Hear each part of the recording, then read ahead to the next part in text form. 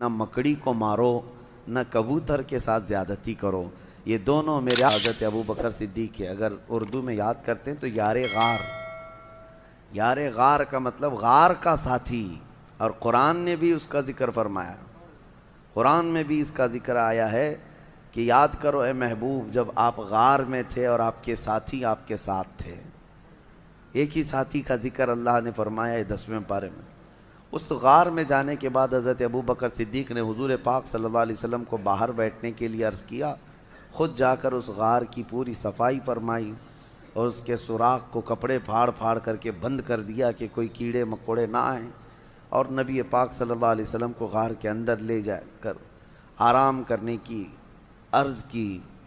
لیکن ایک سوراخ پر آپ اپنے پاؤں کی ایڑی لگا کر بیٹھے تھے. نبی پاک صلی اللہ تعالیٰ علیہ وسلم وہاں آرام کرنے کی غرض سے گئے. اس غار کو ابھی بھی آپ جا کر کے دیکھیں گے تو اتنا چھوٹا ہے کہ کھڑا نہیں ہو سکتا اندر کوئی, صرف بیٹھ سکتا ہے. کھڑے ہونے والی جگہ نہیں ہے وہ. اور 2 ہی لوگ اندر جا سکتے ہیں غار میں, اتنا چھوٹا ہے. 2 لوگ بیٹھ سکتے ہیں, باقی سب پتھروں سے گھرا ہوا ہے. تو روایات میں ہے مشہور کہ ایک سانپ حضور پاک صلی اللہ تعالیٰ علیہ وسلم کی خوشبو پا کر وہاں پہنچ گیا آپ کی زیارت کے لیے, لیکن اندر جانے کے سارے راستے بند تھے. تو ایک راستہ جس پر آپ نے ایڑی لگا رکھی تھی صدیق اکبر نے, پاؤں پر ان کے سانپ کاٹنے لگ گیا کہ یہ پاؤں ہٹائیں تو میں اندر جاؤں اور دیدار مصطفیٰ کر لوں. لیکن حضرت ابو بکر صدیق ہیں کہ پیر ہٹانے کو تیار نہیں. زہر چڑھتا ہوا ان کے ران تک آ گیا اور ان کا جسم پیلا پڑنے لگ گیا. اور نبی پاک صلی اللہ علیہ وسلم آرام کر رہے ہیں. درد کی شدت بڑھ گئی.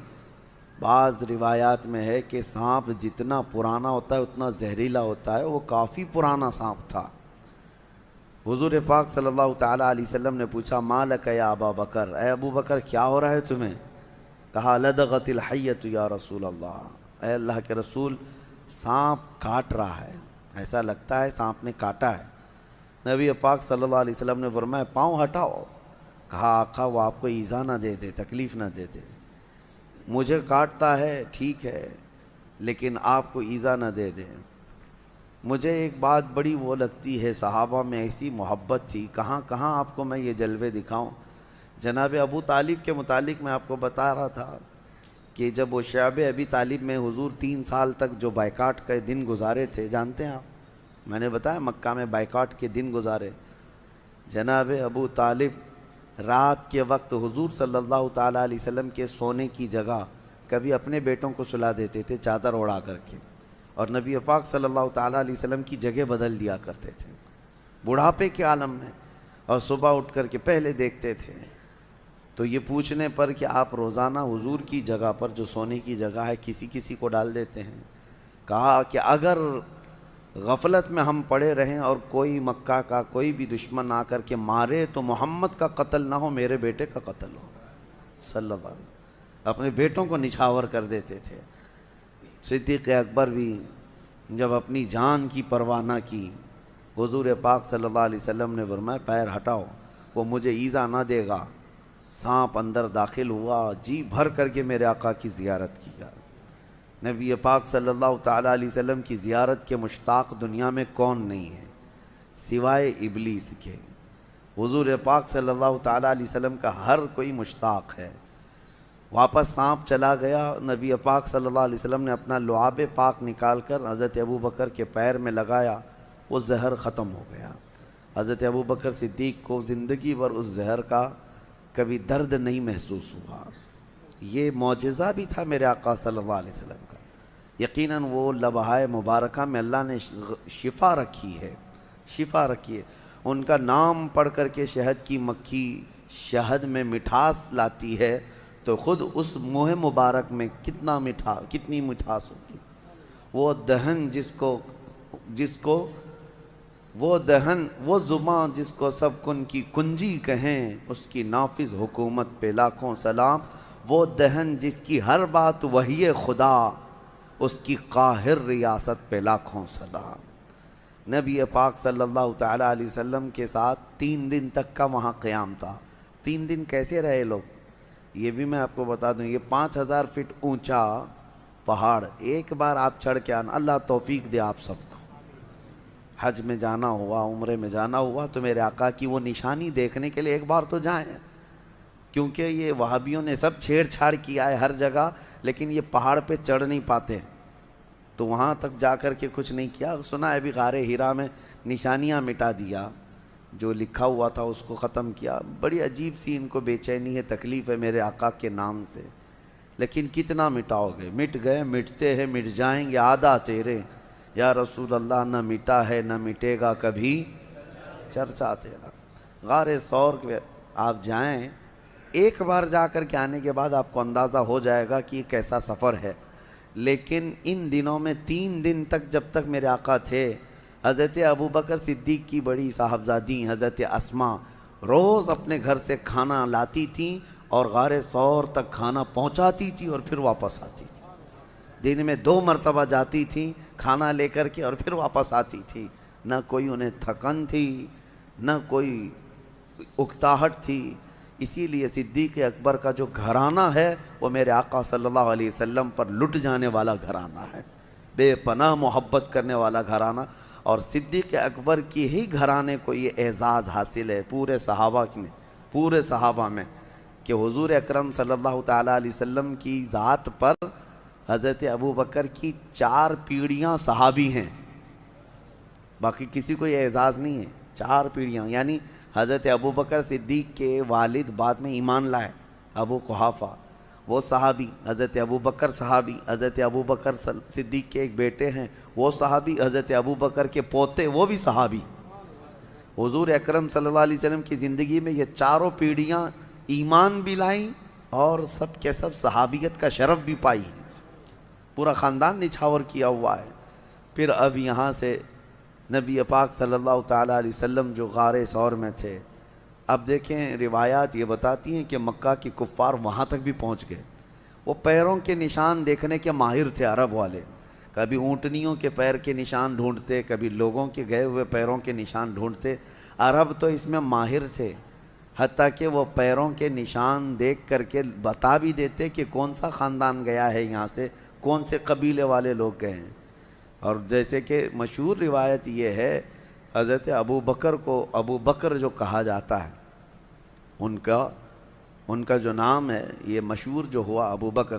بکر جو ہے نا عرب کا ایک بہت بڑا نصاب آدمی، نصاب کا مطلب وہ نشانیاں دیکھ کر کے نسب بتانے والا۔ اس کا حال یہ تھا کہ وہ پیروں کے نشان دیکھ کر کے تقریباً وہ خاندان کا پورا بایو ڈاٹا بتا دیتا، بایوگرافی بتا دیتا کہ کون سا خاندان کا آدمی یہاں سے گیا ہے۔ تو وہ بکر بہت مشہور تھا کہ نسب پورا بتاتا ہے۔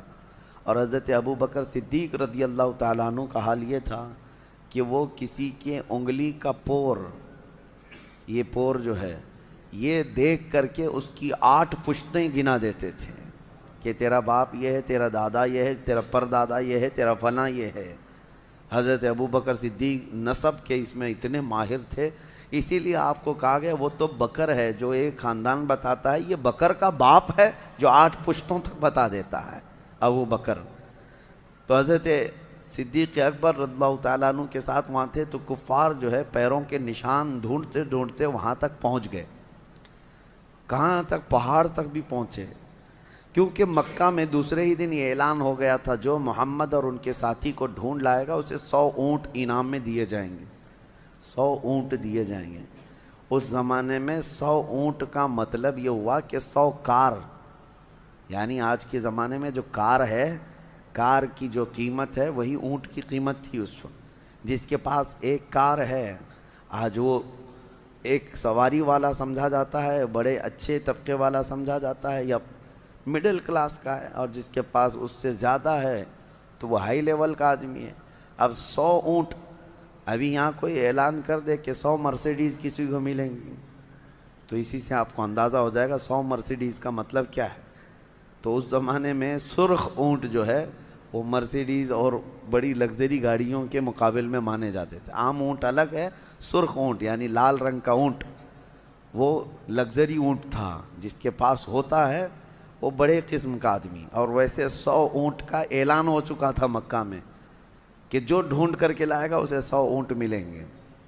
آپ کو اونٹوں کی اہمیت ابھی نہیں معلوم، ضرورت آپ کو نہیں پڑتی ہے، لیکن اس وقت کی سواری بھی وہی تھی، ان کی سفر کا سارا دار و مدار اس پر تھا۔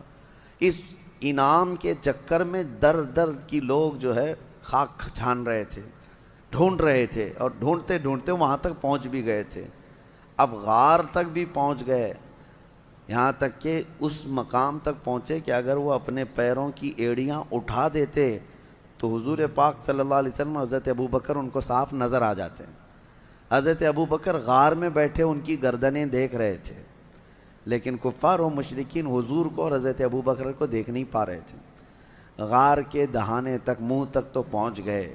اللہ تبارک و تعالیٰ نے اپنے محبوب کی حفاظت کے لیے وہاں پر دو نشانیاں ایسی پیدا فرمائیں، ایک مکڑی نے جال بن دیے، ایک کبوتری نے فوراً انڈے دیے۔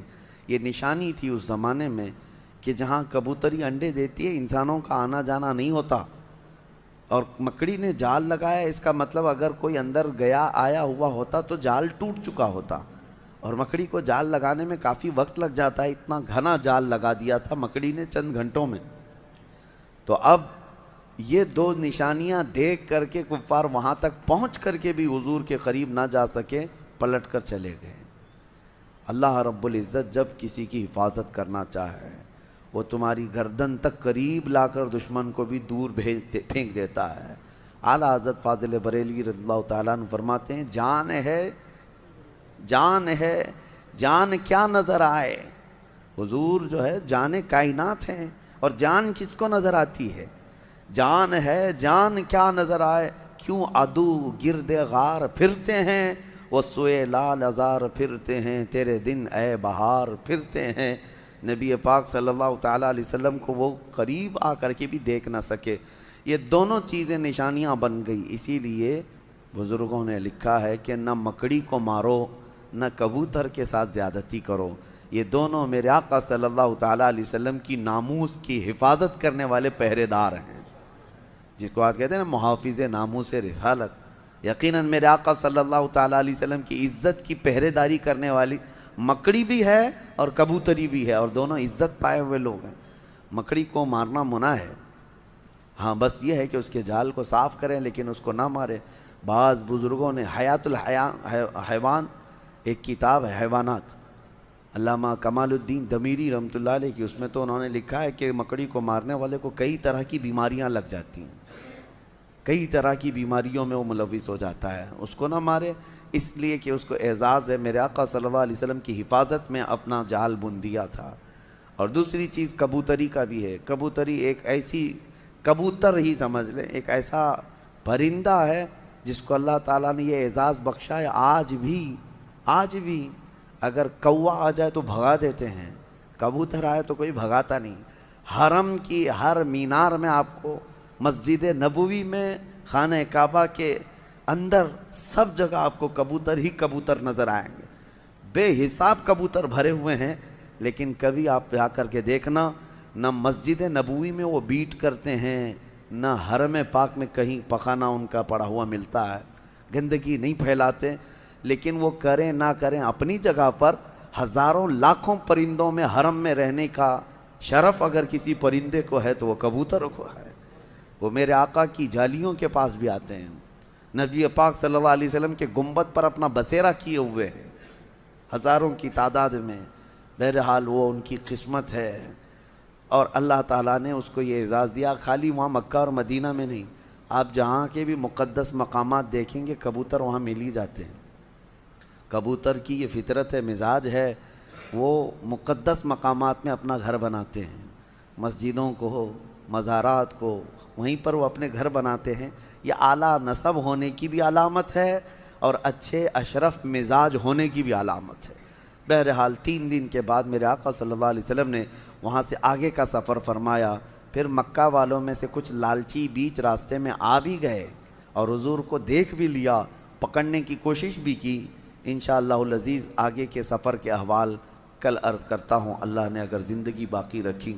اللہ کریم میرے آقا صلی اللہ علیہ وسلم کی سچی پکی عقیدت و محبت نصیب فرمائے، میرے آقا کے جلووں میں زندگی دے اور میرے آقا کے قدموں میں موت عطا فرمائے۔